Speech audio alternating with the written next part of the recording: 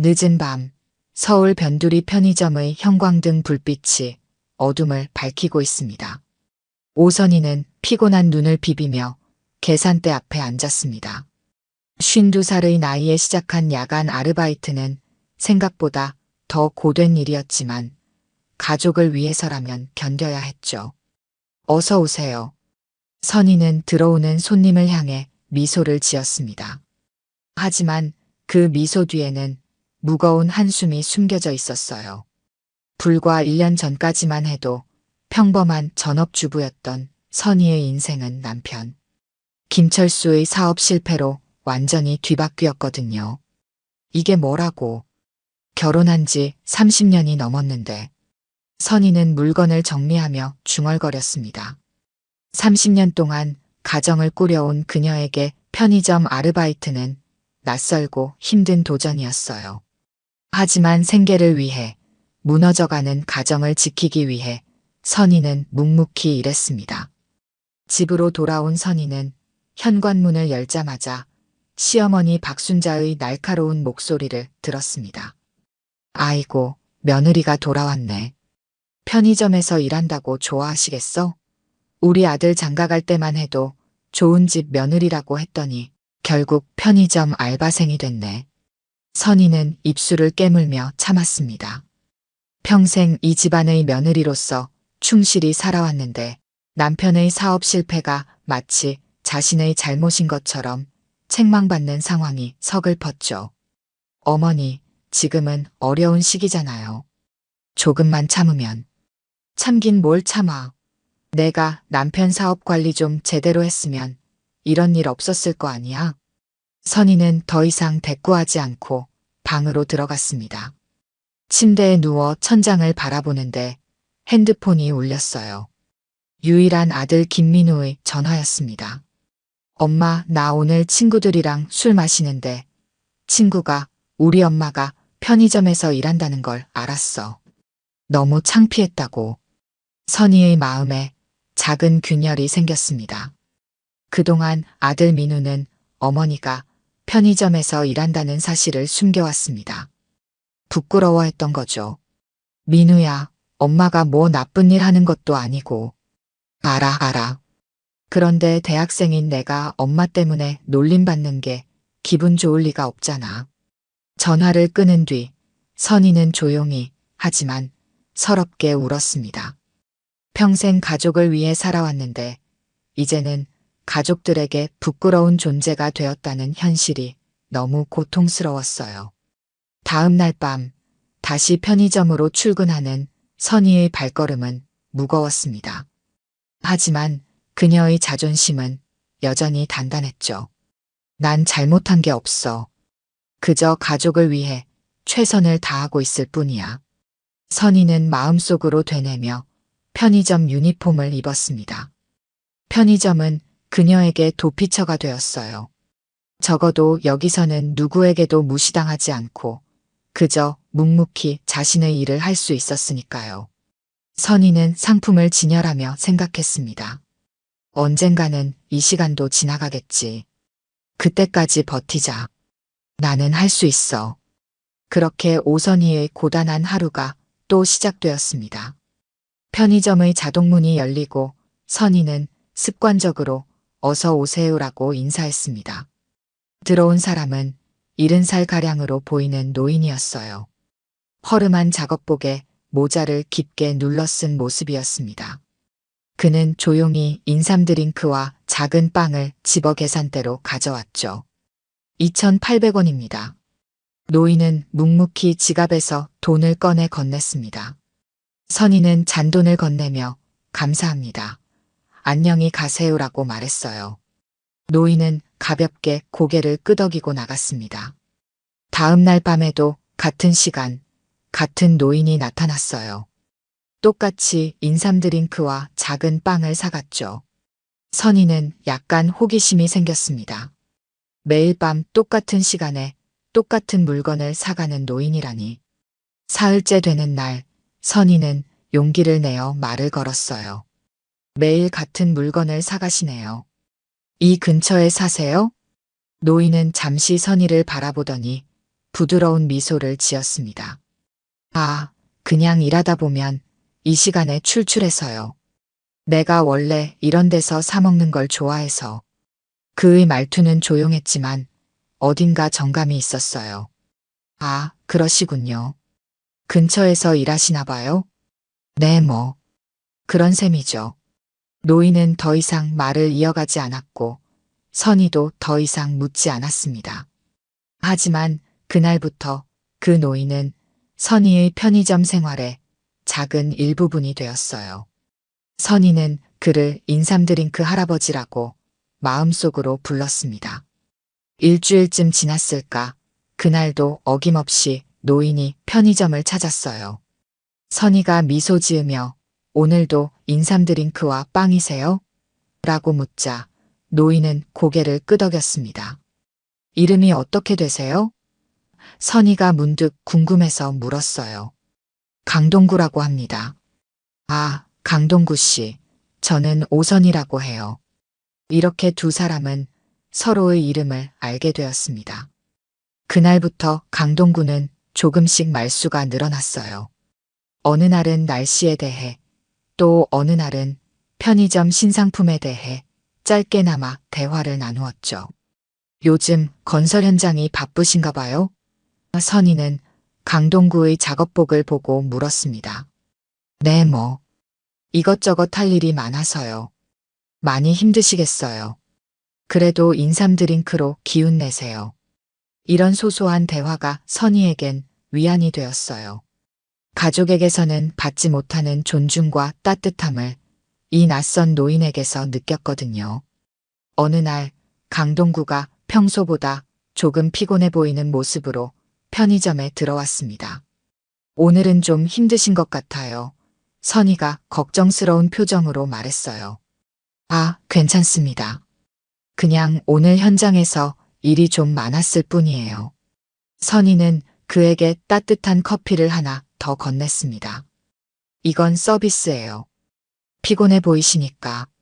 강동구는 잠시 놀란 듯 했지만 곧 따뜻한 미소를 지었어요. 고맙습니다. 오선희 씨. 선희는 그저 미소로 답했습니다. 남편의 사업 실패 이후 모든 것이 무너져 내린 것만 같았던 그녀의 일상에 이 작은 교류는 소중한 빛이 되어 주었어요. 그날 밤 집으로 돌아가는 길에 선희는 생각했습니다. 강동구 씨는 참 따뜻한 분이야. 말은 별로 없지만 눈빛이 친절해. 그런데 왜 매일 밤 같은 시간에 편의점에 오는 걸까? 선희는 알 수 없었죠. 강동구라는 인물 뒤에 숨겨진 더 큰 이야기가 있다는 것을. 그저 자신에게 작은 위안을 주는 단골 손님 정도로만 생각했습니다. 하지만 인생은 때로 우리가 전혀 예상치 못한 방향으로 흘러가기도 하는 법이죠. 한밤중 편의점 문이 거칠게 열렸습니다. 건장한 체격의 남자가 술 냄새를 풍기며 들어왔어요. 30대 후반으로 보이는 그는 걸음걸이부터 불안정했습니다. 선희는 곧장 주의를 기울였죠. 야간 근무를 하다 보면 이런 취객을 종종 만나게 되는데 대부분은 조용히 음료수를 사가지만 가끔 문제를 일으키는 사람도 있었거든요. 어서 오세요. 선희는 평소처럼 인사했습니다. 그 남자는 대답 없이 술 코너로 향했어요. 이미 많이 취한 듯 했지만 또 소주를 집어들었습니다. 그리고는 계산대로 와서 물건을 던지듯 올려놓았죠. 어이 아줌마. 빨리 계산이나 해. 선희는 침착하게 바코드를 찍었습니다. 4,500원입니다. 야, 근데 아줌마 혼자 일해? 심심하지 않아? 남자의 목소리에 불쾌한 뉘앙스가 섞여 있었어요. 손님, 계산만 하시면 됩니다. 왜 그래? 편의점 아줌마가 나한테 서비스 하나 줄 줄 알았는데? 그가 비틀거리며 계산대 쪽으로 몸을 기울였습니다. 선희는 한 걸음 뒤로 물러났어요. 상황이 점점 불편해지고 있었습니다. 손님, 술에 취하신 것 같은데 집에 가서 쉬세요. 아줌마, 내가 그냥 친해지자는 건데 왜 이래? 까칠하게. 남자의 목소리가 높아졌습니다. 바로 그때 편의점 문이 열리고 강동구가 들어왔어요. 평소와 같은 작업복 차림이었습니다. 선희는 안도의 한숨을 내쉬었죠. 취객은 고개를 돌려 강동구를 힐끔 보더니 다시 선희에게 집중했습니다. 손님? 선희가 조심스럽게 말했어요. 다른 손님도 오셨으니 계산만 하시고 가주세요. 뭐야, 할아버지가 방해하네. 나 지금 이 아줌마랑 얘기 중인데. 강동구는 조용히 그들에게 다가왔습니다. 그만 가시지 그래요. 그의 목소리는 부드러웠지만 묘한 위험이 느껴졌어요. 취객은 비웃으며 강동구를 위아래로 훑어보았습니다. 할아버지도 나이 먹고 편의점 같은 데서 사시는 거 보니 별거 없네. 젊은이 예의가 없구먼. 강동구의 표정은 변함없이 차분했습니다. 예의? 웃기시네.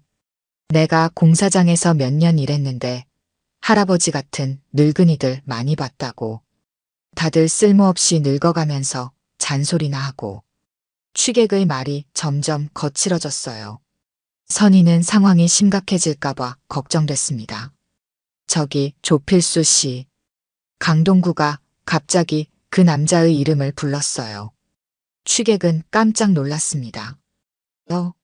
내 이름을 어떻게? 지금 남부재개발구역 공사장에서 일하지.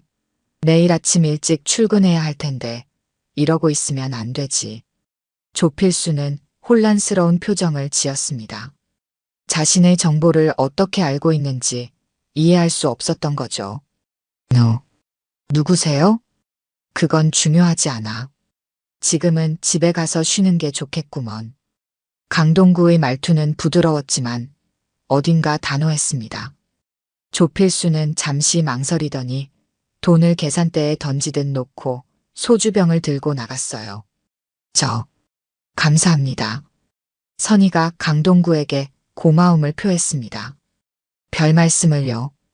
그런데 그 사람 자주 오나요? 아니요, 오늘 처음 봤어요. 야간에 일하다 보면 가끔 이런 취객들이 있어요. 강동구는 고개를 끄덕였습니다. 조심하셔야겠네요. 혼자 일하시는 게 걱정입니다. 괜찮아요. 이제 적응했어요. 선희는 미소 지었지만 사실 방금 전 상황이 무척 두려웠다는 걸 숨기고 있었죠. 강동구는 평소처럼 인삼 드링크와 빵을 샀습니다. 계산을 마친 후 그는 문득 선희에게 말했어요. 이런 일 오래 안 갈 거예요. 곧 좋은 날이 올 테니까. 선희는 그 말이 무슨 뜻인지 이해하지 못했습니다. 단순한 위로의 말일까? 아니면 다른 의미가 있을까? 궁금했지만 더 이상 묻지 않았어요. 강동구는 가벼운 목례를 하고 편의점을 나갔습니다. 선희는 그의 뒷모습을 바라보며 생각했죠. 참 이상한 분이야. 그런데 왜 내 마음이 이렇게 편안해지는 걸까? 그날 밤 남은 시간 동안 선희는 강동구의 말을 계속 떠올렸습니다. 곧 좋은 날이 올 테니까. 단순한 격려의 말이었을까요? 아니면 무언가를 알고 있는 걸까요? 그의 말투와 행동에는 평범한 노인과는 다른 무언가가 있었어요. 집으로 돌아가는 길, 선희는 오늘의 사건을 되새겼습니다. 취객에게 당한 불쾌함보다는 강동구의 따뜻한 도움이 더 크게 다가왔어요. 선희는 생각했습니다. 세상에는 아직 착한 사람들이 있구나. 다음 날 아침, 서울 강남의 한 대형 건설사 본사 건물. 최고급 양복을 입은 남자들이 커다란 회의실에 모여 있었습니다. 그들은 모두 한국을 대표하는 강성건설의 임원들이었죠. 회의실 문이 열리고 한 노신사가 들어왔습니다. 모두가 일제히 자리에서 일어났어요. 회장님, 안녕하십니까? 그는 다름 아닌 강동구였습니다. 허름한 작업복이 아닌 맞춤 정장을 입은 모습이었지만 그 부드러운 눈빛만큼은 편의점에서 볼 수 있었던 그대로였어요. 자, 다들 앉게. 강동구가 손짓했습니다. 남부 재개발 구역 진행 상황은 어떤가? 한 임원이 자료를 펼쳤습니다. 순조롭게 진행 중입니다. 다만 현장 노동자들의 갈등이 약간 있습니다. 어떤 갈등인가? 조필수라는 노동자가 다른 작업자들을 괴롭히고 있다는 보고가 있습니다. 술을 마시고 현장에 오는 경우도 있고요. 강동구의 눈이 반짝였습니다. 조필수. 그렇군. 회의가 끝난 후 강동구는 비서를 불렀습니다. 오늘 오후에 남부 현장을 방문하겠네. 그리고 조필수라는 사람을 만나게 해주게. 네, 회장님. 혹시 무슨 일이 있으신가요? 아니, 그냥 궁금해서. 자네도 알다시피 나는 현장의 목소리를 직접 듣는 걸 좋아하니까. 강성건설의 회장 강동구는 특이한 경영 철학으로 유명했습니다. 그는 종종 자신의 신분을 숨기고 일반 작업복을 입은 채 건설 현장을 돌아다녔어요. 노동자들과 직접 대화하고 현장의 실상을 파악하기 위해서였죠. 임원들은 이런 그의 방식을 이해하지 못했지만 강동구는 이것이 자신만의 경영 방식이라고 고집했습니다. 그날 오후 강동구는 남부 재개발 구역 현장에 도착했습니다. 이번에는 회장으로서의 모습이었죠. 정장을 입고 여러 수행원을 대동한 채 현장을 둘러보았습니다. 조필수는 어디 있나? 강동구가 현장 소장에게 물었습니다. 저기 있습니다, 회장님. 소장이 가리킨 곳에는 어젯밤 편의점에서 봤던 그 남자가 서 있었어요. 불러주게. 조필수는 긴장한 표정으로 강동구 앞에 섰습니다. 어젯밤의 취기는 완전히 가시고 눈빛은 불안함으로 가득했어요. 조필수 씨? 강동구가 부드럽게 물었습니다. 네, 회장님. 조필수의 목소리가 떨렸어요. 어젯밤에 어디서 만났더라? 조필수의 얼굴이 창백해졌습니다. 그제야 그는 어젯밤 편의점의 노인이 바로 자신이 모시는 회사의 회장님이었다는 사실을 깨달았어요. 저는 편의점에서 나한테 뭐라고 했었지? 할아버지도 별거 없네. 라고. 조필수는 고개를 숙였습니다. 땀이 그의 이마를 타고 흘러내렸어요. 죄송합니다, 회장님. 제가 술에 취해서. 자네 같은 사람이 우리 회사에 필요할까? 강동구의 목소리는 여전히 부드러웠지만 그 안에 담긴 단호함은 누구나 느낄 수 있었습니다. 회장님, 제발 기회를 주십시오. 가족이 있습니다. 강동구는 잠시 생각에 잠겼습니다. 그리고는 천천히 말했어요. 사람을 함부로 판단하면 안 되지. 난 누구든 자기 자리에서 최선을 다하는 사람이 좋더군. 조필수는 떨리는 목소리로 대답했습니다. 네, 회장님. 명심하겠습니다. 이번만 봐주겠네. 하지만 앞으로 술 마시고 출근하거나 다른 직원들을 괴롭히는 일이 또 있다면 즉시 해고하겠어. 감사합니다, 회장님. 절대 그런 일 없을 겁니다. 조필수가 물러나자 강동구는 현장 소장에게 말했습니다. 그 사람 단단히 감시하게. 그리고 주변에 편의점 있지 않나? 거기서 일하는 50대 여성에 대해 알아봐 주게. 편의점요? 현장 소장이 의아한 표정을 지었습니다. 그래, 매일 밤 야간 근무하는 여성이야. 이름이 오선이라고. 현장 소장은 고개를 끄덕였지만 회장이 왜 갑자기 편의점 아르바이트생에게 관심을 갖는지 이해할 수 없었어요. 하지만 그는 묻지 않았습니다. 강동구 회장의 지시는 언제나 이유가 있었으니까요. 강동구는 차에 오르며 생각했습니다. 오선이. 그녀의 눈빛에서 본 의지와 자존심. 쉽지 않은 상황에서도 꿋꿋이 일하는 모습이 인상적이었어. 그날 밤 강동구는 평소처럼 작업복으로 갈아입고 편의점으로 향했습니다. 하지만 이번에는 단순한 호기심이 아니었어요. 그는 계획이 있었습니다. 강동구가 평소보다 조금 일찍 편의점에 도착했을 때 선희는 막 저녁 시간대 손님들의 물결이 끝나 한숨 돌리는 참이었습니다. 그녀는 강동구를 보자 반가운 미소를 지었어요.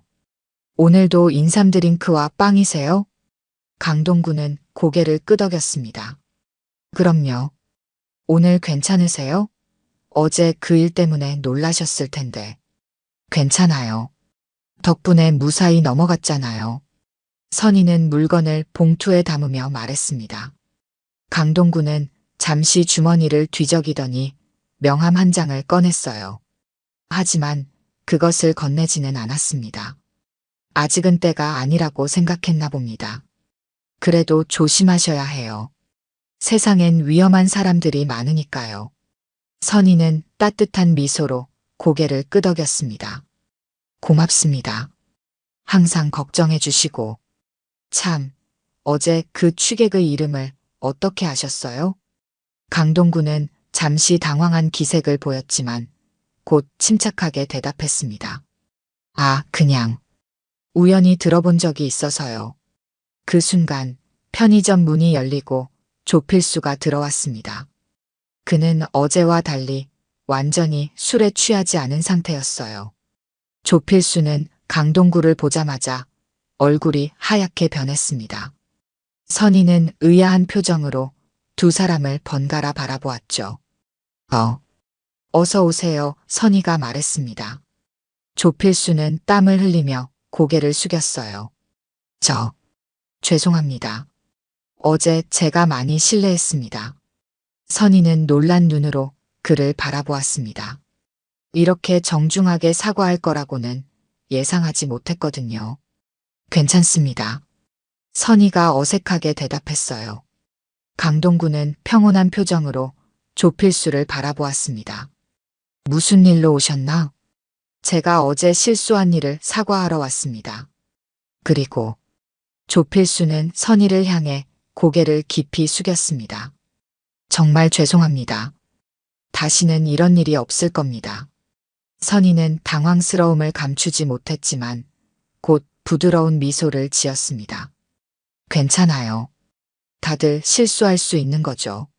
조필수는 마지막으로 강동구를 향해 고개를 숙이고 편의점을 나갔습니다. 강동구가 무언가 지시를 했다는 사실을 선희는 전혀 모른 채였죠. 참 신기하네요. 선희가 말했습니다. 그 사람이 왜 갑자기 사과하러 온 걸까요? 강동구는 미소를 지었습니다. 양심에 찔렸나 보죠. 사람은 누구나 잘못을 깨달을 수 있으니까요.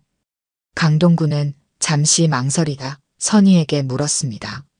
선희 씨, 지금 이 일이 즐거우세요?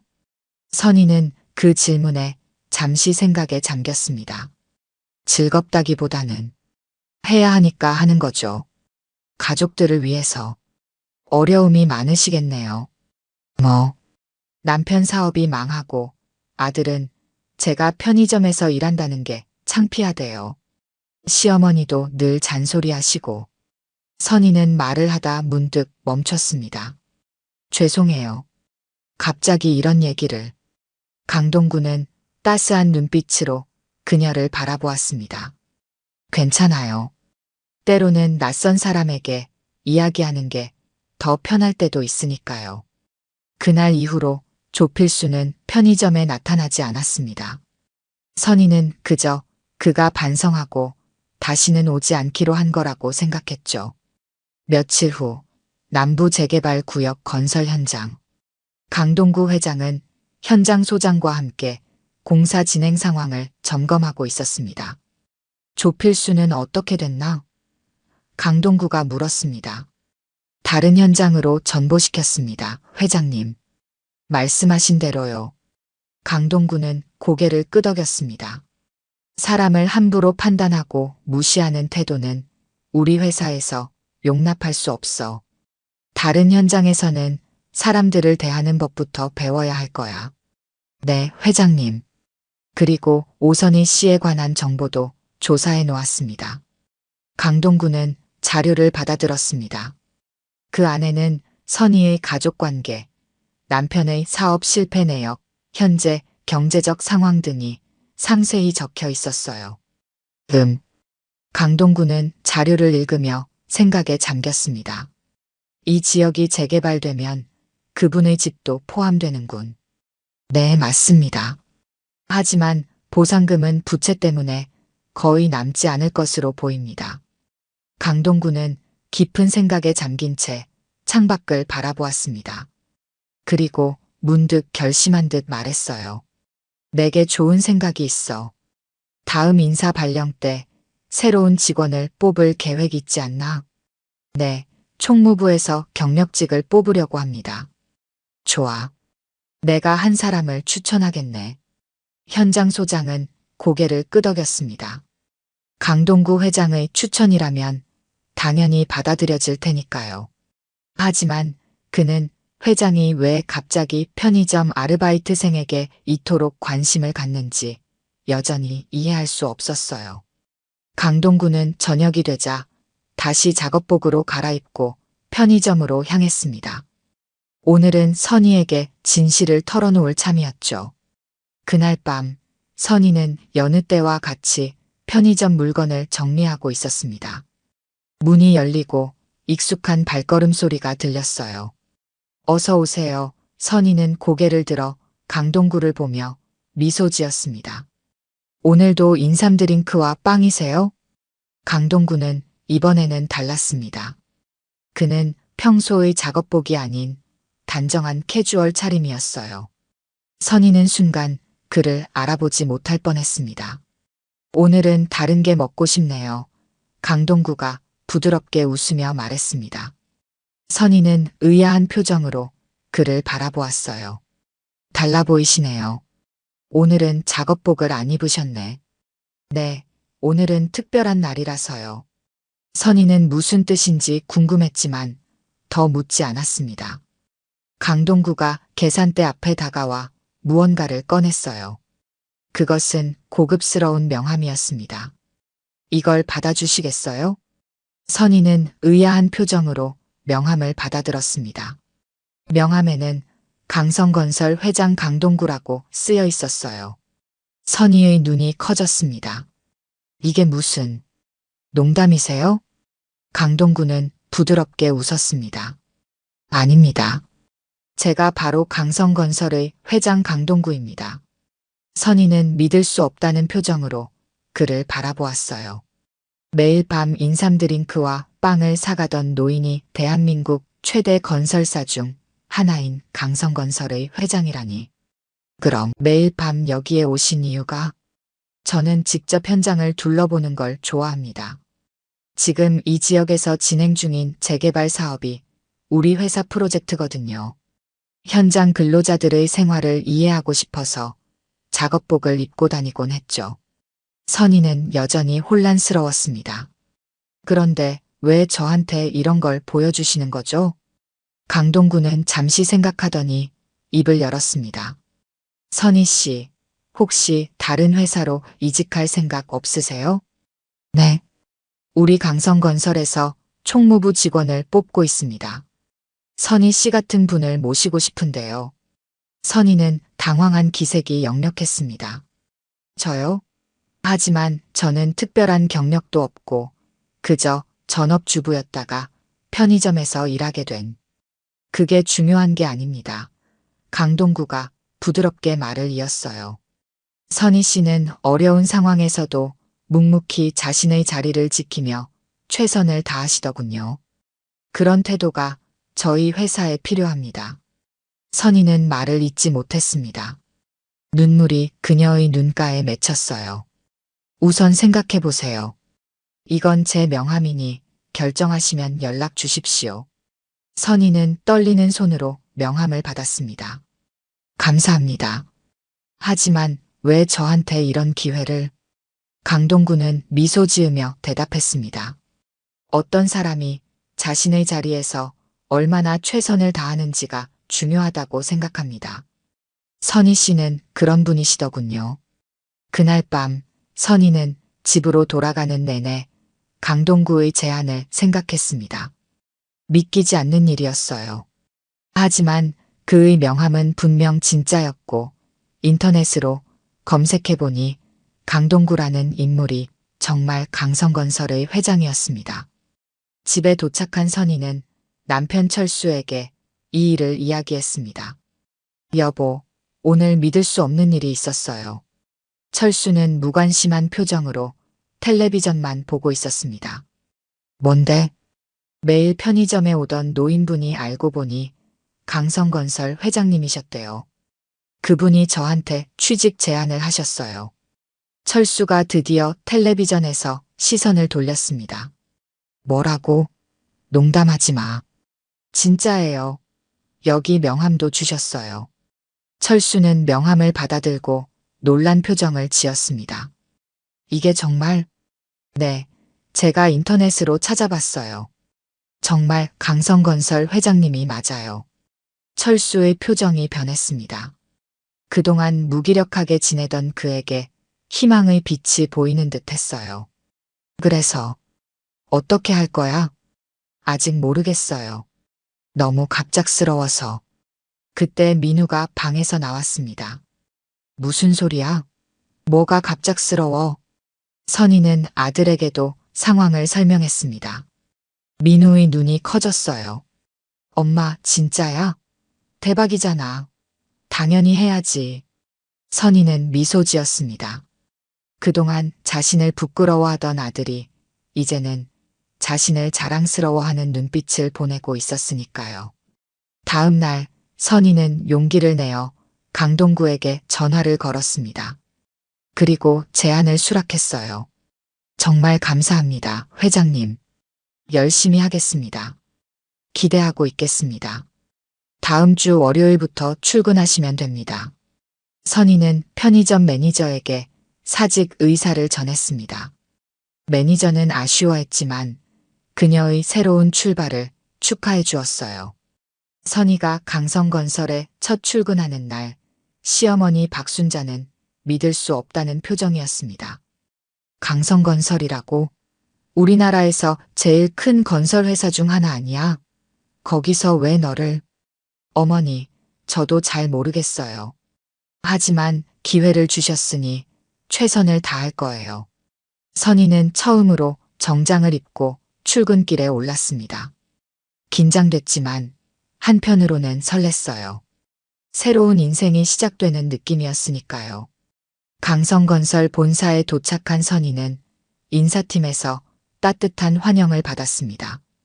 그리고 총무부에 배치되어 일을 시작했어요.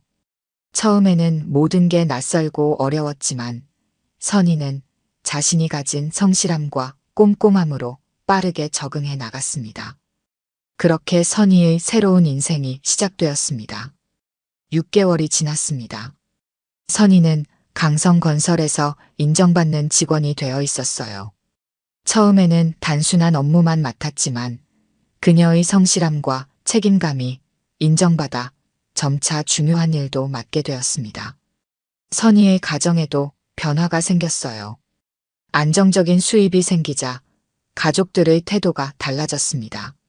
시어머니는 더 이상 며느리를 무시하지 않았고 남편 철수도 다시 취업 활동을 시작했죠. 가장 큰 변화는 아들 민우였습니다. 엄마, 친구들한테 우리 엄마가 강성건설에서 일한다고 자랑했어. 선희는 미소 지었습니다. 예전엔 부끄럽다고 했으면서. 민우는 머쓱한 표정을 지었어요. 미안해, 엄마. 내가 철이 없었어. 어느 날 선희는 회장실로 호출되었습니다. 강동구 회장이 그녀를 직접 찾은 것이었죠. 앉으세요, 선희 씨. 선희는 긴장한 표정으로 자리에 앉았습니다. 부르셨습니까, 회장님? 여기 온 지 반년이 됐는데 적응은 잘 되셨나요? 네, 감사합니다. 덕분에 많이 배우고 있습니다. 강동구는 따뜻한 미소를 지었습니다. 다들 선희 씨 칭찬이 자자합니다. 성실하고 책임감 있다고요. 선희는 부끄러운 듯 고개를 숙였습니다. 과찬이십니다. 선희 씨, 혹시 우리 회사의 복지팀에 관심 있으신가요? 복지팀이요? 네, 직원들의 복지를 담당하는 부서인데 지금 새로운 프로젝트를 시작하려고 합니다. 바로 제2급 계층 지원 프로그램이라고 경제적으로 어려움을 겪는 직원들을 돕는 프로젝트죠. 선희의 눈이 반짝였습니다. 그녀 자신이 경제적 어려움을 겪었기에 그런 상황에 있는 사람들의 마음을 누구보다 잘 이해할 수 있었거든요. 정말 의미 있는 일 같습니다. 선희 씨를 그 프로젝트의 담당자로 임명하고 싶습니다. 어떻게 생각하시나요? 선희는 놀라움을 감추지 못했습니다. 저에게 그런 중요한 일을 선희 씨가 적임자라고 생각합니다. 직접 경험해 보신 분이니까 더 공감하며 일하실 수 있을 테니까요. 선희는 감사의 마음을 담아 고개를 숙였습니다. 최선을 다하겠습니다, 회장님. 그로부터 1년이 지났습니다. 선희가 담당한 제2급 계층 지원 프로그램은 큰 성공을 거두었어요. 많은 직원들이 이 프로그램의 도움을 받아 경제적 어려움을 극복했습니다. 그리고 이 성공은 선희에게 승진의 기회를 가져다 주었죠. 어느 날 저녁 강동구 회장은 선희를 회사 옥상으로 불렀습니다. 서울의 야경이 아름답게 펼쳐진 그곳에서 두 사람은 나란히 서서 불빛을 바라보았어요. 선희 씨, 우리가 처음 만난 지 벌써 2년이 되어 가는군요. 선희는 미소 지었습니다. 정말 꿈만 같습니다. 제가 편의점에서 일할 때는 이런 날이 올 거라고 상상도 못했어요. 사람은 어디서든 자기 자리에서 최선을 다하면 반드시 보답받게 되어 있어요. 선희의 눈에 눈물이 맺혔습니다. 저도 그걸 이제야 알겠어요. 회장님 덕분에 저는 새로운 삶을 살게 되었습니다. 강동구는 고개를 저었습니다. 아닙니다. 선희 씨가 스스로 만들어낸 변화예요. 저는 그저 기회를 드렸을 뿐이죠. 선희는 지난 시간을 돌아보았습니다. 편의점에서 힘들게 일하던 날들, 가족에게 무시당하던 시간들, 그리고 지금 이 순간까지 모든 것이 변했습니다. 하지만 변하지 않은 것도 있었어요. 바로 선희 자신의 성실함과 의지였죠. 회장님, 어떻게 하면 제가 받은 은혜를 갚을 수 있을까요? 강동구는 따뜻한 미소를 지었습니다. 다른 사람에게 같은 기회를 주세요. 선희 씨처럼 어려움 속에서도 자신의 자리를 지키는 사람들에게요. 선희는 고개를 끄덕였습니다. 약속드립니다. 3년이 흘렀습니다. 남부 재개발 구역은 완전히 새로운 모습으로 변모했어요. 높은 아파트와 쾌적한 공원, 현대적인 상가가 들어선 신도시로 탈바꿈했죠. 선희의 가족도 새 아파트로 이사했습니다. 그들의 삶은 완전히 달라졌어요. 남편 철수는 재취업에 성공해 작은 회사의 관리자로 일하게 되었고 아들 민우는 대학을 졸업하고 취직을 앞두고 있었습니다. 선희 자신은 이제 강성건설의 복지사업부 팀장이 되어 있었어요. 그녀가 시작한 제2급 계층 지원 프로그램은 이제 회사의 대표적인 복지 정책으로 자리 잡았고 다른 기업들도 이를 모델로 삼아 비슷한 프로그램을 도입하기 시작했습니다. 그날은 강성건설 창립 40주년 기념식이었습니다. 화려한 호텔 연회장에서 열린 행사에 선희도 참석했어요. 강동구 회장은 무대에 올라 축사를 했습니다. 우리 회사가 이렇게 성장할 수 있었던 것은 모든 직원들이 자신의 자리에서 최선을 다했기 때문입니다. 특히 오늘 한 분을 소개해드리고 싶습니다. 오선희 팀장을 무대로 모시겠습니다. 선희는 놀란 표정으로 무대에 올랐습니다. 강동구 회장이 그녀의 손을 잡고 청중을 향해 말했어요. 오선희 팀장은 3년 전 어려운 상황 속에서도 묵묵히 자신의 일을 하던 분이었습니다. 그분의 성실함과 인내심, 그리고 무엇보다 자존심을 지키는 모습에 저는 감명받았습니다. 이제 그분은 우리 회사의 핵심 인재가 되었습니다. 청중들은 박수를 보냈습니다. 선희의 눈에는 감동의 눈물이 고였어요. 우리 회사가 앞으로도 발전하려면 이런 분들의 가치를 알아보고 기회를 드려야 합니다. 겉모습이나 화려한 스펙이 아니라 진정한 인간의 가치를 보는 눈을 가져야 하죠. 행사가 끝난 후 선희는 강동구 회장과 잠시 대화를 나누었습니다. 회장님, 오늘 저를 그렇게 소개해 주셔서 정말 감사합니다.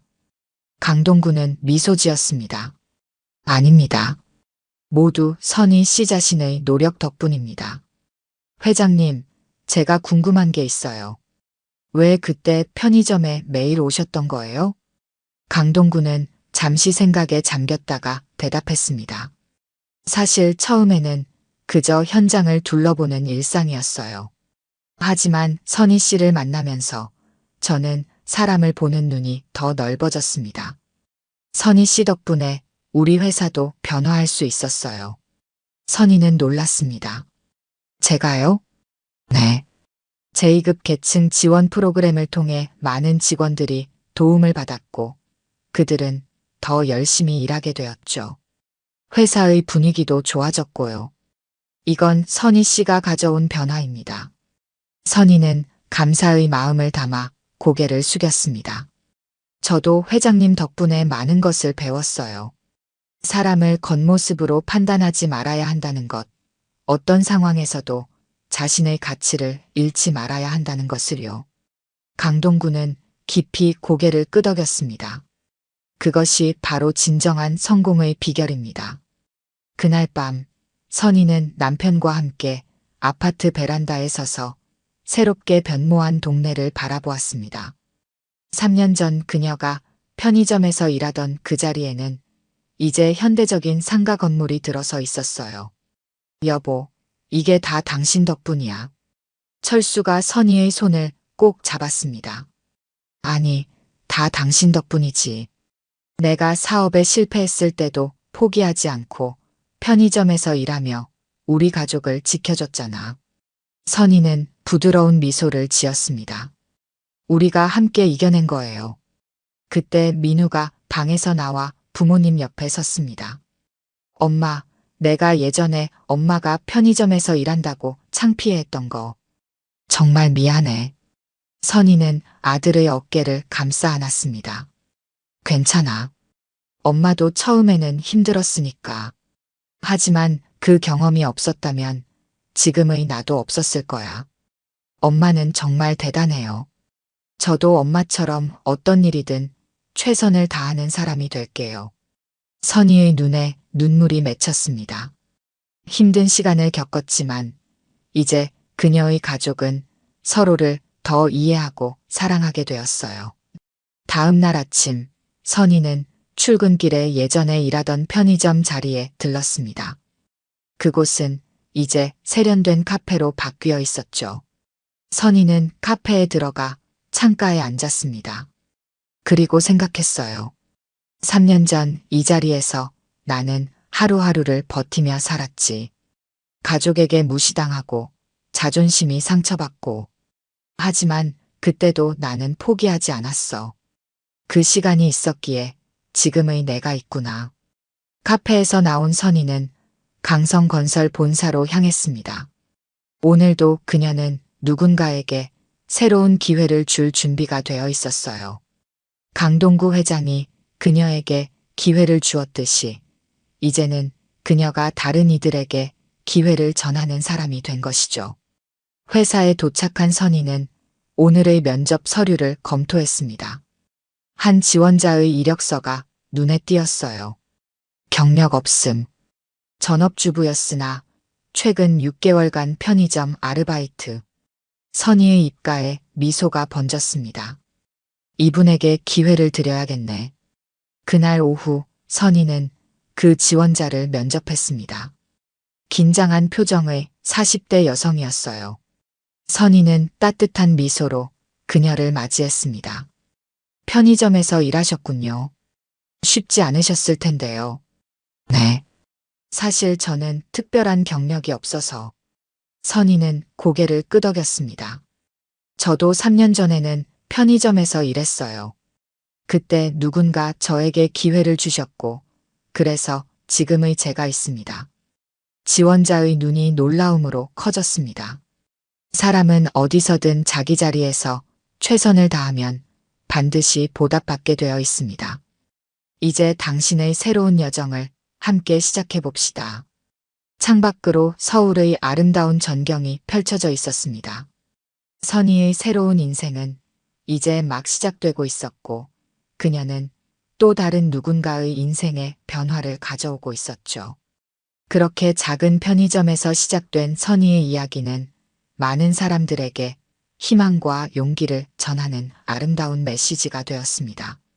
어떤 상황에서도 포기하지 않고 자신의 자리에서 최선을 다한다면 언젠가는 반드시 행복한 결실을 맺게 된다는 것을요. 오늘 들려드린 이야기가 여러분의 마음에 작은 울림이 되었기를 바랍니다. 이야기가 좋으셨다면 좋아요와 구독 부탁드려요. 다음 사연을 들려드리는데 큰 힘이 된답니다. 그리고 여러분의 이야기도 댓글로 들려주세요.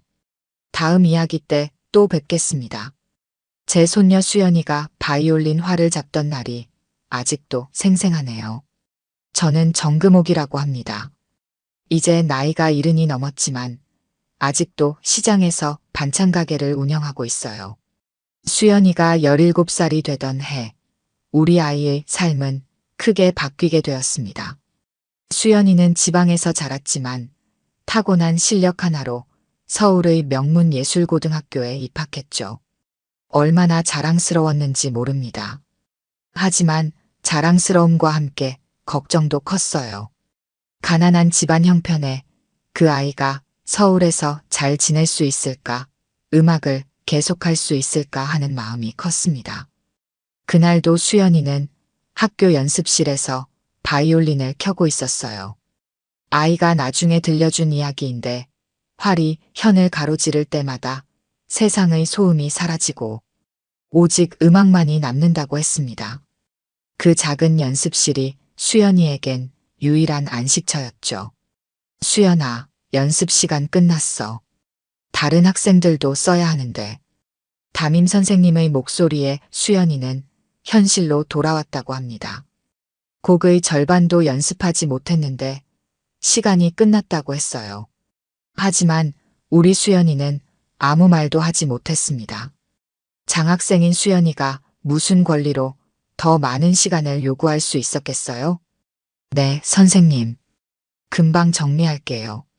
바이올린을 케이스에 넣으며 창밖을 바라봤다고 합니다. 다른 연습실에서는 부유한 집안의 학생들이 여유롭게 연습하고 있었죠. 그들에게는 시간 제한이 없어 보였습니다. 수연이는 한숨을 내쉬며 연습실을 나섰어요. 복도에서 마주친 친구들은 수연이를 향해 인사를 건넸지만 그 뒤로 작게 속삭이는 말들이 수연이의 귀에 들렸다고 해요. 쟤는 장학금 받고 다니는 거 알지? 실력 하나로 들어왔대. 맞아. 비싼 마스터 클래스는 꿈도 못 꾸겠네. 돈 없으면 예술도 하지 말지. 수연이는 그 말들을 들었지만 모른 척 지나쳤습니다. 이미 익숙해진 말들이었으니까요. 학교에 입학한 지 한 달도 안 되었지만 이미 장학생이라는 꼬리표가 수연이를 따라다녔어요. 실력으로 인정받기보다는 돈 없는 아이로 먼저 인식되는 현실이 수연이를 아프게 했습니다. 교실로 돌아온 수연이는 자리에 앉아 악보를 펼쳤어요. 다음 주에 있을 학내 콩쿠르를 위해 연습해야 했죠. 이번 콩쿠르에서 좋은 성적을 거둔다면 실력으로 인정받을 수 있을 거라고 수연이는 믿었습니다. 수연아, 이번 콩쿠르 준비 잘 돼가? 수연이의 유일한 친구인 민지가 물었어요. 민지는 수연이와 같은 바이올린 전공이었지만 부유한 집안의 아이였습니다. 그래도 민지는 다른 아이들과 달리 수연이를 차별하지 않았죠. 아직 멀었어. 연습실 시간이 너무 짧아서. 우리 집에서 같이 연습할래? 우리 집에는 작은 연습실이 있거든. 민지의 제안에 수연이는 미소를 지었습니다. 그 순간만큼은 학교에서 느껴지는 차별과 소외감이 잠시 잊혔어요. 그날 저녁 수연이는 시장 한편에 있는 우리 반찬 가게로 돌아왔습니다. 아이의 얼굴에는 항상 지친 기색이 역력했지만 그날은 특히 더 힘들어 보였어요. 할머니 다녀왔습니다. 우리 손녀 왔구나. 힘들었지? 얼른 손 씻고 저녁 먹자. 식탁에 앉은 수연이는 오늘 있었던 일을 조금씩 이야기했어요. 저는 진심으로 들어주려 노력했지만 제가 해줄 수 있는 게 별로 없다는 사실이 가슴 아팠습니다. 수연아, 힘들면 그만둬도 돼. 굳이 서울까지 가서 그런 대우 받을 필요 없어. 할머니, 저 정말 음악이 좋아요. 포기하고 싶지 않아요. 수연이의 눈에는 굳은 결심이 보였죠. 어린 나이에 부모를 잃고 할머니와 단둘이 살면서도 꿈을 향한 의지만은 결코 꺾이지 않았습니다. 저는 그런 수연이가 자랑스러웠어요. 알았다. 할머니가 더 열심히 일해서 보태줄게. 수연이는 고개를 가로저었습니다. 할머니, 제가 더 노력할게요. 반드시 실력으로 인정받을 거예요. 그날 밤 저는 오래된 사진첩을 꺼내보았습니다. 젊은 시절 박재성과 함께 찍은 사진이 있었어요. 지금은 예술고등학교의 이사장이 된 그 사람. 한때는 가난한 청년이었지만 이제는 성공한 인물이 되었죠. 우리의 인연이 끊어진 지 오래였습니다. 하지만 운명이란 참 이상한 것이었어요. 제 손녀가 그의 학교에 다니게 될 줄은 꿈에도 몰랐으니까요. 수연이가 학교에 다닌 지 한 달이 지나자 아이를 향한 차별은 더욱 노골적으로 변했습니다. 연습실 사용 시간이 점점 줄어들었고 수연이가 사용하기로 예약된 시간에 다른 학생들이 들어와 연습하는 일이 빈번해졌어요. 처음에는 우연이라고 생각했지만 3번, 4번 반복되는 일이 과연 우연일까요? 죄송합니다. 저 연습 예약했는데요. 수연이가 조심스럽게 말을 꺼내면 연습실을 차지한 학생들은 대답했습니다. 아, 맞아. 우리가 먼저 왔는데. 선생님께 허락받았어. 그런 일이 있을 때마다 수연이는 담임 선생님께 찾아갔지만 돌아오는 대답은 늘 같았죠. 수연아, 너무 예민하게 굴지 마. 내가 양보할 수도 있는 거 아니니? 그 학생들 부모님들이 학교에 많은 기부를 하셨어. 이런 대화가 있을 때마다 수연이의 마음은 조금씩 다쳐갔습니다. 저는 아이가 학교에서 돌아올 때마다 표정을 살폈어요. 웃는 얼굴로 돌아오는 날은 점점 줄어들었습니다. 그날은 특히 힘든 날이었다고 해요. 수연이의 악보가 찢겨 있는 채로 연습실에서 발견되었거든요. 일부러 그런 것인지 실수인지 알 수 없었지만 수연이에게는 큰 충격이었습니다. 할머니, 정말 제가 무슨 잘못을 했을까요? 왜 저한테만 이런 일이 생기는 거죠? 수연이의 눈에 눈물이 고였습니다. 저는 아이를 꼭 안아주었어요. 수연아, 넌 아무 잘못 없어. 세상에는 이유 없이 미워하는 사람들도 있단다. 하지만 그런 사람들에게 지지 말고 더 단단해져야 해. 수연이는 제 품에서 고개를 끄덕였습니다. 다음 날 학교에 가기 전 수연이는 평소보다 더 일찍 일어나 바이올린을 연습했어요. 시장 한켠에 있는 우리 작은 집에서 울려 퍼지는 바이올린 소리가 아침 공기를 가르며 퍼져나갔습니다. 학교에 도착한 수연이는 콩쿠르 참가 명단을 확인했어요. 다행히 수연이의 이름도 있었습니다. 하지만 기쁨도 잠시. 반 친구들이 수연이를 향해 수군거리는 소리가 들렸어요. 쟤도 콩쿠르 나간대. 장학생 주제에 우리랑 경쟁하겠대. 어차피 심사위원들은 다 우리 부모님 아시는 분들이잖아. 장학생이 상 탈리 없어. 수연이는 그 말을 듣고도 모른 척 걸어갔습니다.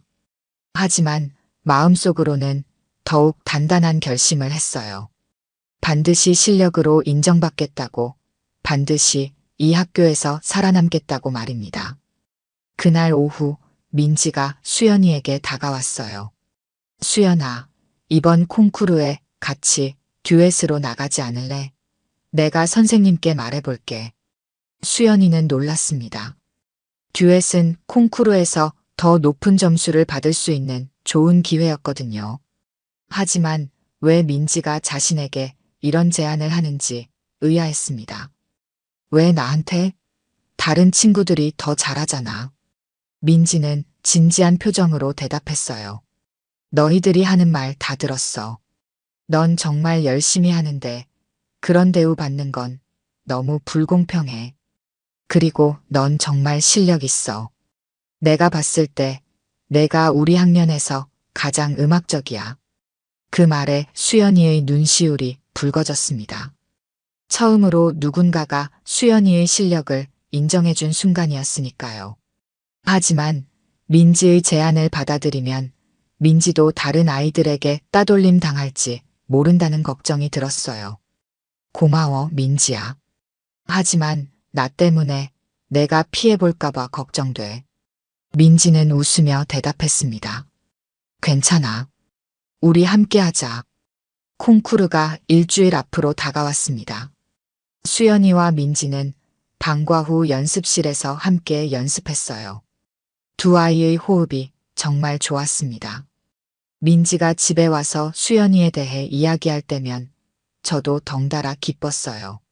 마침내 수연이에게 진정한 친구가 생겼다는 사실이 감사했습니다. 할머니, 이번에는 정말 잘 될 것 같아요. 민지랑 저랑 호흡이 너무 잘 맞아요. 수연이가 희망에 찬 목소리로 말하는 걸 들으니 제 마음도 한결 가벼워졌어요. 하지만 행복도 잠시, 콩쿠르 이틀 전 수연이는 울면서 집에 돌아왔습니다. 할머니, 우리 악보가 사라졌어요. 연습실에 두고 왔는데 돌아가 보니 없어졌어요. 저는 깜짝 놀랐습니다. 어떻게 그런 일이? 혹시 다른 곳에 놓은 게 아닐까? 수연이는 고개를 세차게 저었어요. 분명히 연습실 피아노 위에 두고 화장실에 다녀왔는데 돌아오니 사라졌어요. 민지도 함께 찾아봤지만 없었어요. 악보 분실은 콩쿠르를 앞둔 수연이에게 큰 타격이었습니다.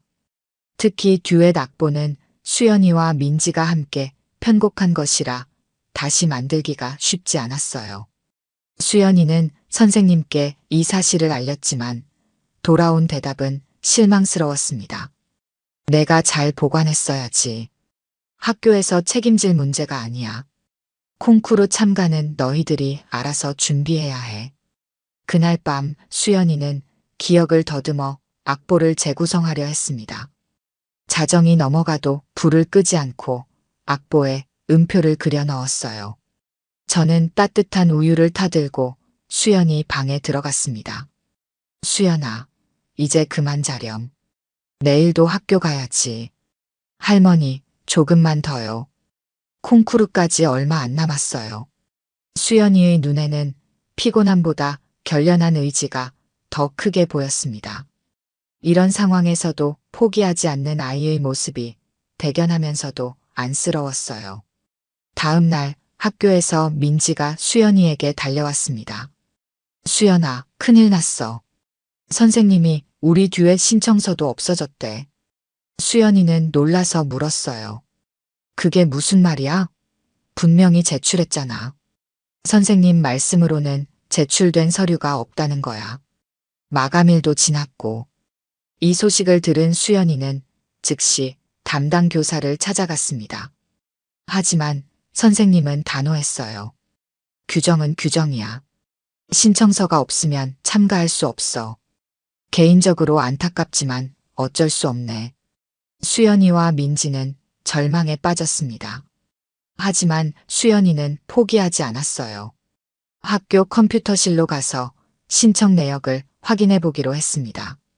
민지의 도움으로 컴퓨터실에 들어간 수연이는 신청 시스템에 로그인했어요. 그리고 놀라운 사실을 발견했습니다. 민지야, 여기 봐.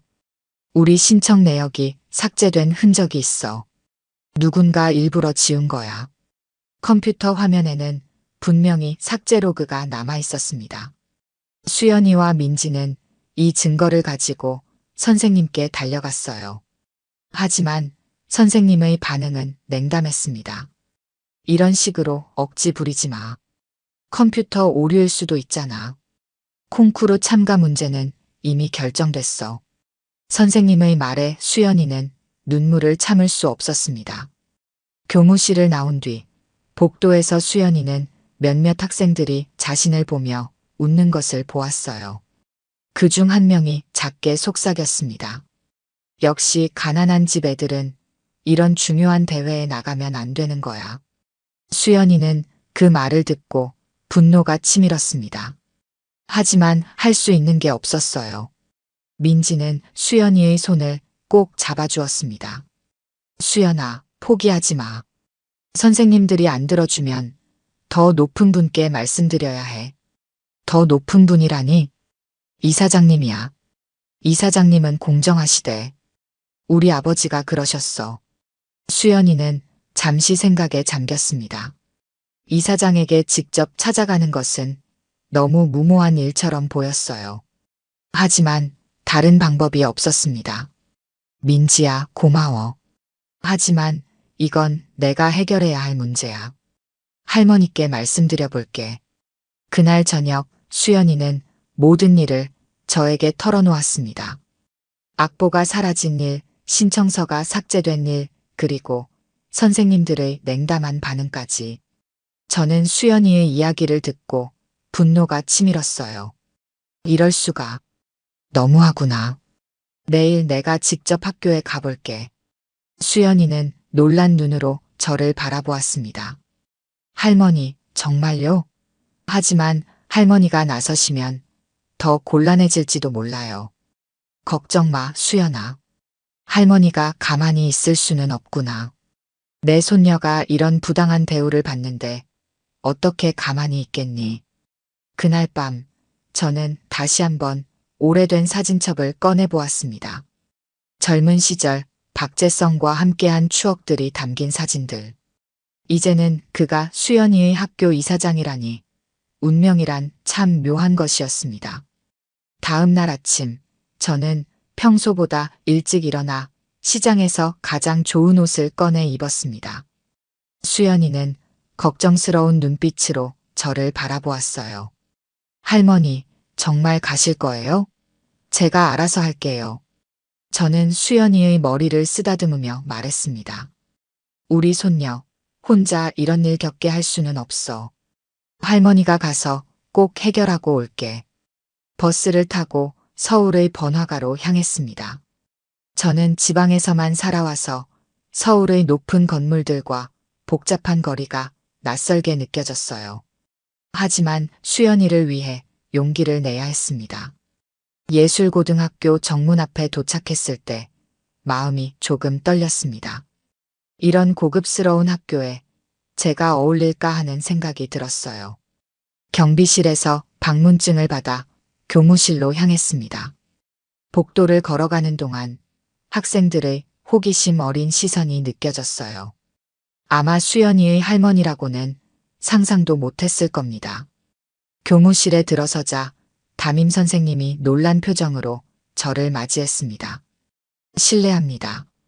저는 김수연의 할머니 정금옥입니다. 선생님은 당황한 기색이 역력했어요. 아, 네. 갑자기 방문하셔서 놀랐네요. 무슨 일로 오셨나요? 제 손녀가 콩쿠르 참가와 관련해 부당한 일을 당했다고 들었습니다. 악보가 사라지고 신청서가 삭제되었다고 하던데요. 선생님은 미간을 찌푸리며 대답했어요. 그건 오해입니다. 수연이가 악보를 잘 보관하지 않았고 신청서는 제대로 제출되지 않았을 뿐이에요. 하지만 제 손녀는 컴퓨터에서 신청서가 삭제된 흔적을 발견했다고 합니다. 이건 분명 누군가의 의도적인 행동이 아닌가요? 선생님의 표정이 굳어졌습니다. 학교 일에 보호자가 과도하게 개입하는 것은 바람직하지 않습니다. 더구나 부모님도 아닌 분이. 저는 그 말에 분노가 치밀었지만 침착함을 유지했어요. 제가 수연이의 법적 보호자입니다. 부모님은 일찍 돌아가셔서 제가 키우고 있어요. 그리고 학교에서 부당한 일이 있다면 보호자로서 당연히 나설 수밖에 없습니다. 우리의 대화 소리가 커지자 다른 선생님들도 모여들었습니다. 교감 선생님이 나서서 상황을 정리하려 했어요. 진정하세요, 할머니. 이런 일은 절차에 따라 처리해야 합니다.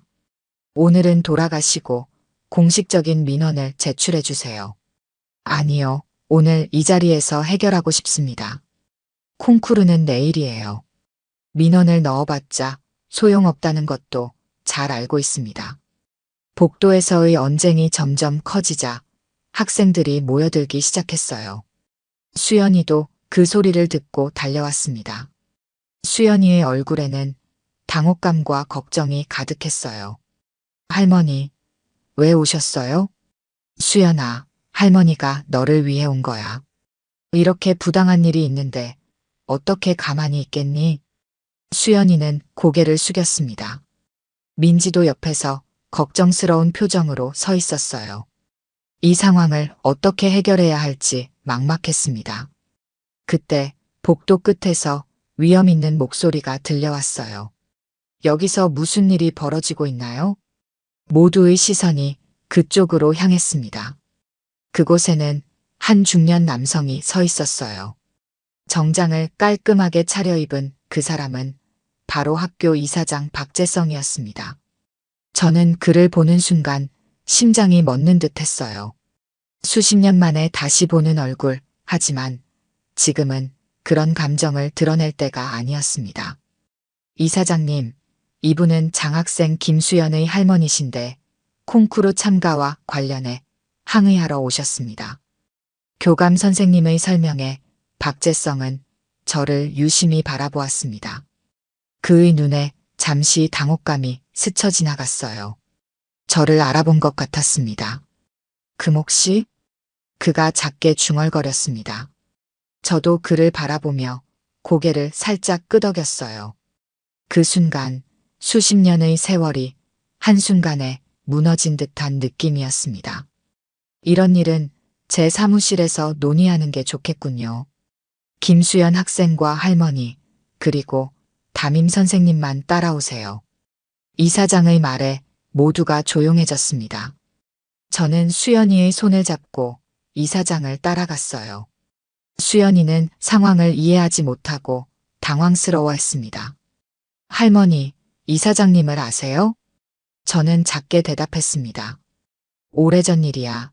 나중에 이야기해 줄게. 이사장실에 들어서자 박재성은 우리에게 자리를 권했습니다. 담임 선생님도 함께 들어왔어요. 박재성은 창가에 서서 잠시 생각에 잠긴 듯 했습니다. 김수연 학생, 정확히 어떤 일이 있었는지 말해보세요. 수연이는 떨리는 목소리로 모든 일을 설명했습니다. 악보가 사라진 일, 신청서가 삭제된 일, 그리고 선생님들의 무관심한 태도까지. 이사장은 진지하게 경청했어요. 담임 선생님은 몇 번 반박하려 했지만 이사장의 표정에 입을 다물었습니다. 이 이야기가 사실이라면 우리 학교에서 있어서는 안 될 일입니다. 제가 직접 조사해 보겠습니다. 수연 학생, 먼저 돌아가도 좋습니다. 수연이는 걱정스러운 눈빛으로 저를 바라보았어요.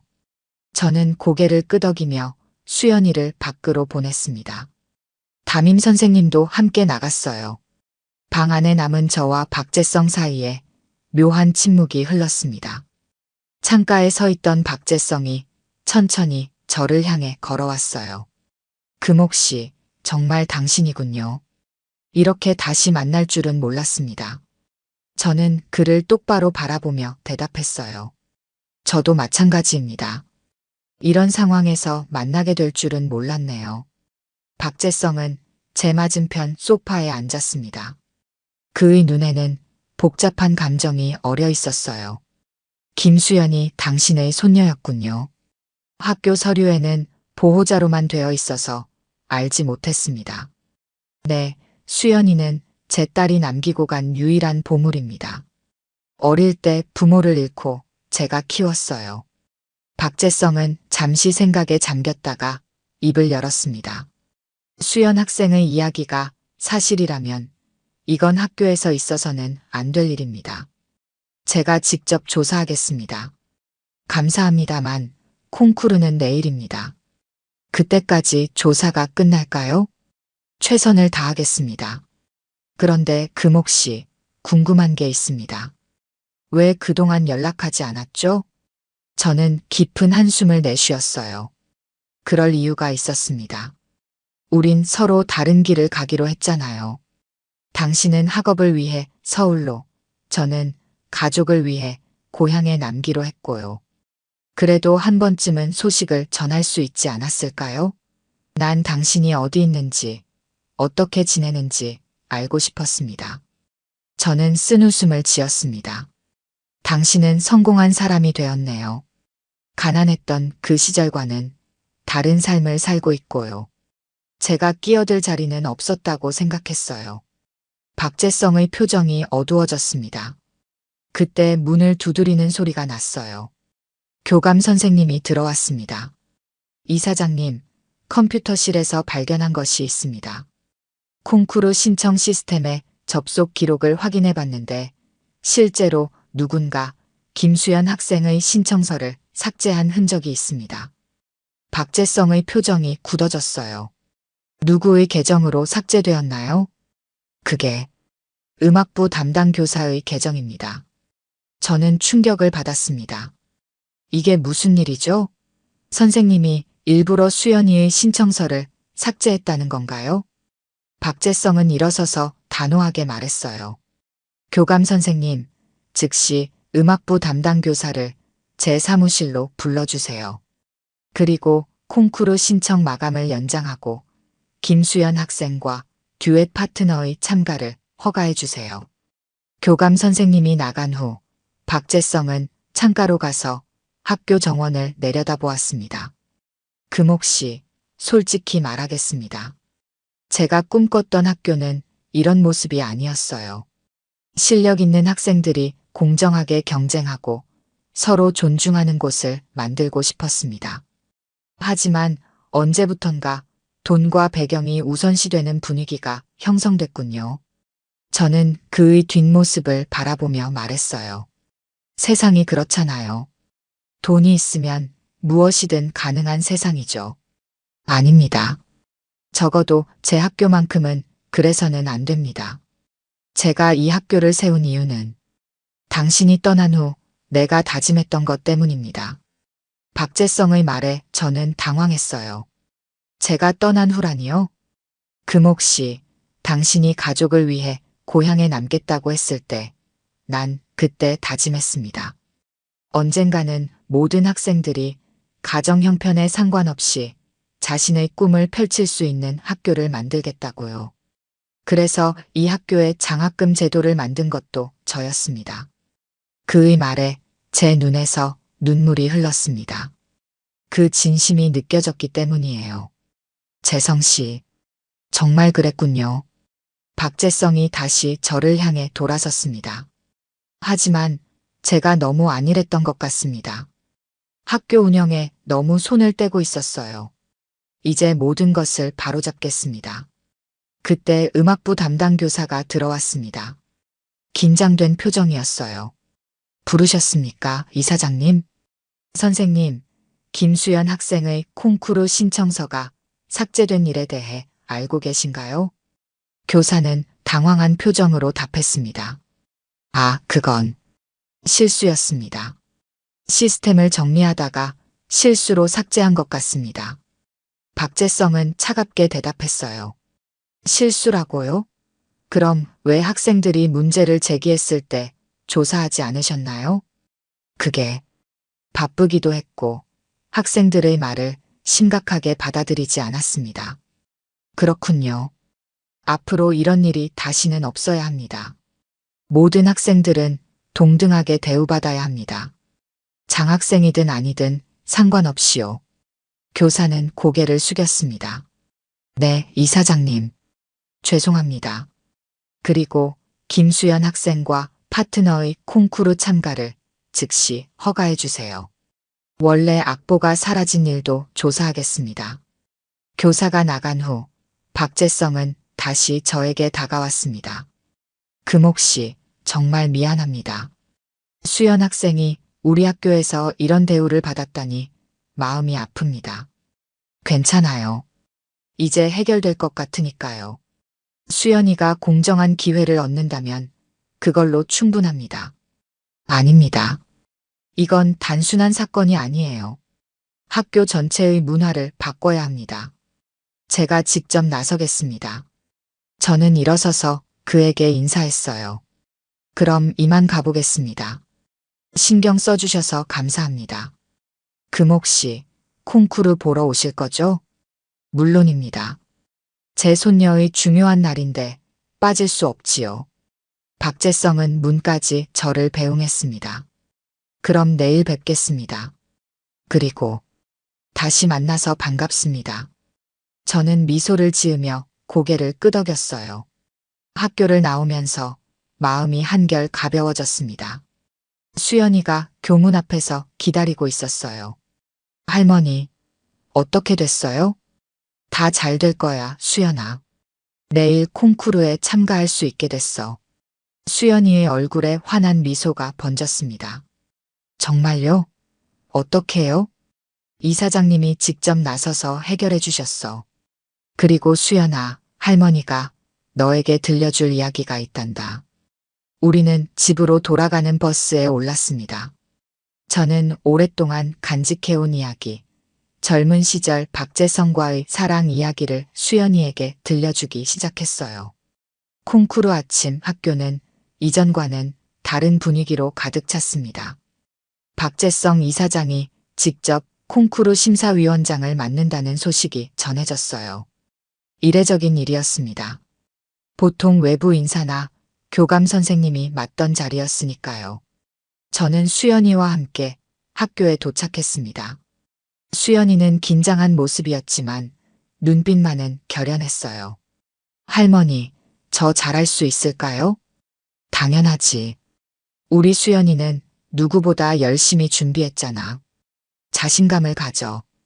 공연장 입구에서 박재성 이사장이 저희를 발견하고 다가왔습니다. 오셨군요, 금옥 씨. 수연 학생, 오늘 좋은 연주 기대합니다. 수연이는 공손하게 인사했어요.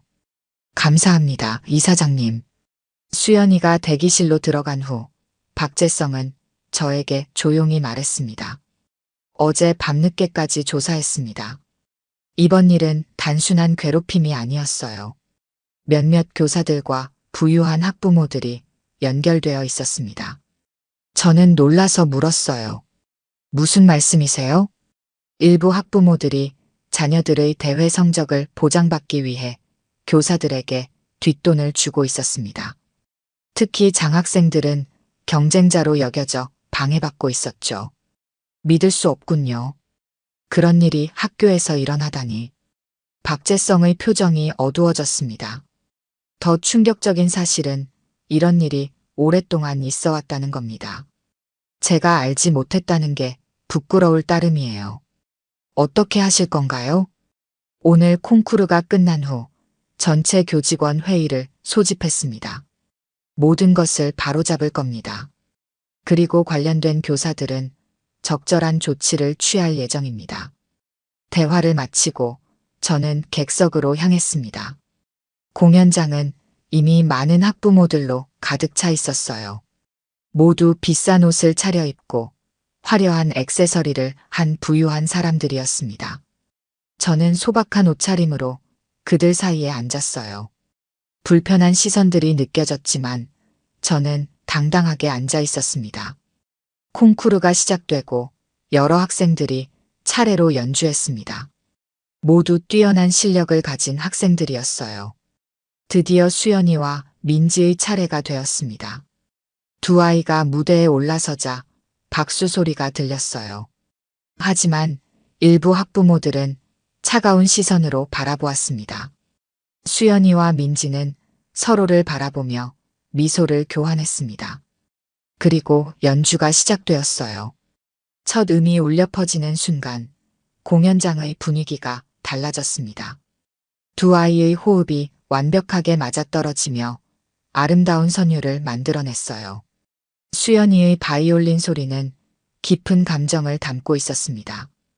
고통, 희망, 그리고 강한 의지가 음악에 녹아 있었어요. 연주가 끝나자 잠시 침묵이 흘렀고 이어서 큰 박수가 터져 나왔습니다.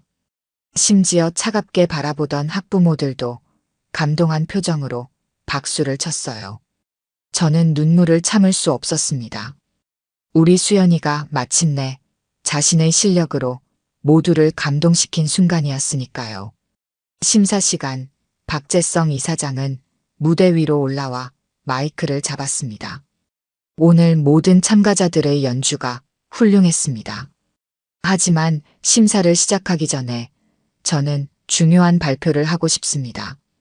모두가 긴장된 표정으로 이사장을 바라보았어요.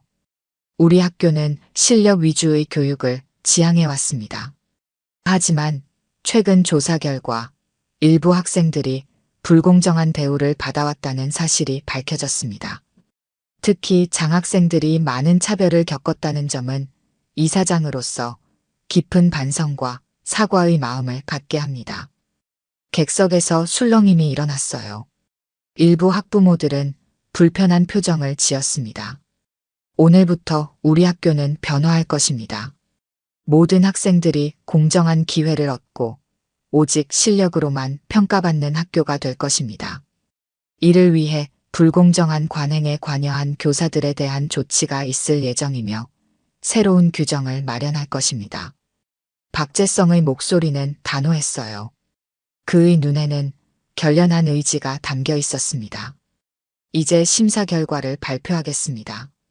이번 콩쿠르의 대상은 김수연, 박민지 학생의 듀엣입니다. 환호성과 박수가 터져 나왔습니다. 수연이와 민지는 놀란 표정으로 서로를 바라보았어요. 그들은 무대 위로 다시 올라가 트로피를 받았습니다. 수연이의 눈에는 눈물이 고여 있었어요. 정말 감사합니다. 이런 영광을 주셔서 진심으로 감사드립니다. 수연이는 떨리는 목소리로 말했습니다. 민지도 기쁜 표정으로 고개를 숙였어요. 콩쿠르가 끝난 후 박재성은 교직원 회의를 소집했습니다. 저는 수연이와 함께 학교 밖에서 기다렸어요. 1시간 정도 지났을 때 박재성이 나왔습니다. 그의 표정은 진지했지만 어딘가 후련해 보였어요. 금옥 씨, 수연 학생, 잠시 시간 있으신가요? 우리는 그를 따라 학교 정원으로 갔습니다. 벚꽃이 흩날리는 아름다운 정원이었어요. 수연 학생, 오늘 정말 훌륭했어요. 심사위원들 모두 당신의 연주에 감동했습니다. 수연이는 수줍게 웃었습니다. 감사합니다, 이사장님.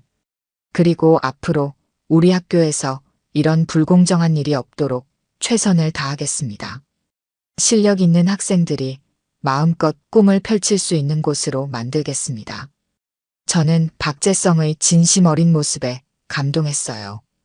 고마워요, 재성 씨. 덕분에 수연이가 행복한 학교 생활을 할 수 있을 것 같습니다. 금옥 씨, 수연 학생. 이건 제 개인적인 제안인데 수연 학생을 위한 특별 장학 프로그램을 만들고 싶습니다. 해외 연수도 포함된 프로그램이에요. 수연이의 눈이 커졌습니다. 정말인가요, 이사장님? 네, 당신의 재능은 더 넓은 세계에서 발휘되어야 합니다. 그리고 이건 실력을 인정받은 당신에게 주는 당연한 기회입니다. 저는 복잡한 마음으로 박재성을 바라보았습니다. 과거의 인연 때문에 특별 대우를 하는 것은 아닌지 의심이 들었어요. 재성 씨, 우리 수연이에게 특별 대우를 해주시는 건 아니죠? 절대 그렇지 않습니다. 수연 학생의 재능은 객관적으로 뛰어납니다. 이건 실력에 대한 정당한 보상이에요. 수연이는 기쁨과 당혹감이 섞인 표정으로 저를 바라보았습니다. 할머니, 정말 해도 될까요? 저는 잠시 생각하다가 미소를 지었어요. 물론이지. 내가 원한다면 할머니는 항상 내 편이야. 박재성은 따뜻한 시선으로 우리를 바라보았습니다. 금옥 씨, 수연 학생. 이제 우리 함께 새로운 시작을 해보는 게 어떨까요? 콩쿠르 이후 일주일 학교는 큰 변화를 맞이했습니다. 박재성 이사장의 지시로 학교 운영 방식이 전면 개편되었어요. 연습실 사용 규정이 바뀌었고 모든 학생들에게 공평한 기회가 주어졌습니다. 불공정한 관행에 관여했던 교사들은 엄중한 경고를 받았고 일부는 직위 해제되었어요. 수연이는 달라진 학교 분위기 속에서 더욱 열심히 연습했습니다. 이제 누구도 그녀의 연습 시간을 방해하지 않았어요. 그리고 마침내 중요한 날이 왔습니다. 학교를 대표하여 전국 음악 콩쿠르에 출전하게 된 것이죠. 수연아, 긴장하지 마. 내 실력을 보여주기만 하면 돼. 저는 대회장 입구에서 수연이를 격려했습니다. 수연이는 긴장한 표정이었지만 눈빛은 자신감으로 빛났어요. 할머니, 제가 여기까지 올 수 있었던 건 모두 할머니 덕분이에요. 오늘 꼭 좋은 결과로 보답할게요. 수연이가 대기실로 들어간 후 박재성 이사장이 다가왔습니다. 금옥 씨, 오늘 수연 학생의 연주가 기대됩니다. 전국에서 모인 심사위원들 앞에서 자신의 실력을 보여줄 좋은 기회가 될 거예요. 네, 수연이도 많이 기대하고 있어요. 이번 기회를 통해 더 성장할 수 있을 것 같습니다. 객석에 자리를 잡고 앉았습니다. 여러 학교의 대표 학생들이 차례로 연주했어요.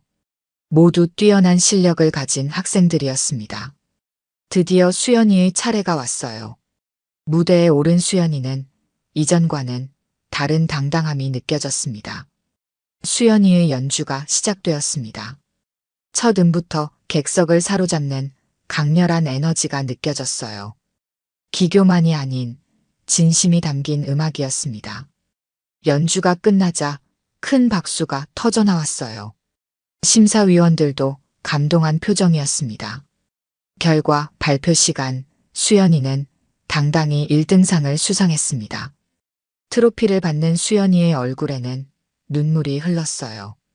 그것은 그동안의 고난과 노력이 인정받은 순간이었습니다. 축하해, 수연아. 정말 자랑스럽구나. 대회장 밖으로 나온 수연이를 꼭 안아주었습니다. 박재성 이사장도 함께 축하해 주었어요. 수연 학생, 오늘 연주는 정말 훌륭했습니다. 우리 학교의 자랑입니다. 수연이는 밝게 웃으며 대답했습니다. 감사합니다, 이사장님. 이 모든 것이 할머니와 이사장님 덕분이에요. 집으로 돌아가는 길 수연이는 조용히 말했어요. 할머니, 이제 정말 제 자리를 찾은 것 같아요. 처음으로 제 실력으로 인정받았다는 느낌이에요. 저는 수연이의 손을 잡았습니다. 그래, 수연아. 넌 항상 특별했어. 이제 다른 사람들도 그 사실을 알게 된 거지.